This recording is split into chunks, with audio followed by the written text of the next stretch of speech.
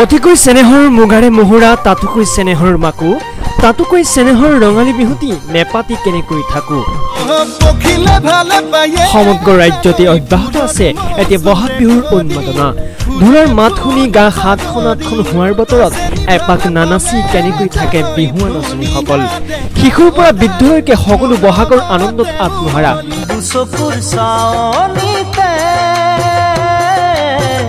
মৰমৰ ফাকু খেলি কিয় মন হৰি নীলি পিছে বিধায়িকা হল বুলিয়েনো ননচাকৈ থাকিব পাৰে জানো তাতে আকৌ গাঁৱৰ বিহু এনেই নাচু নাচু বাইদেউ তাতে আকৌ বহাগ বিহু বাইদেউনো কেনেকৈ ৰৈ থাকে আৰু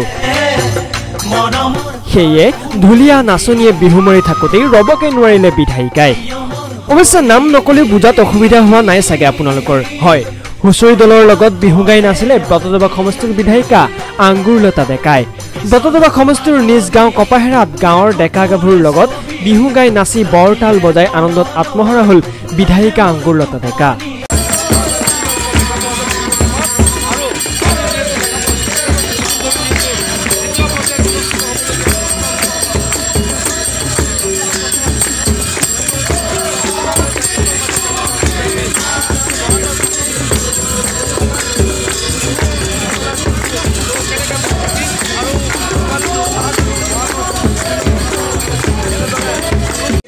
চলি আছে আমাৰ কপাহেৰা অঞ্চলত প্ৰত্যেকগৰাকী জ্যেষ্ঠই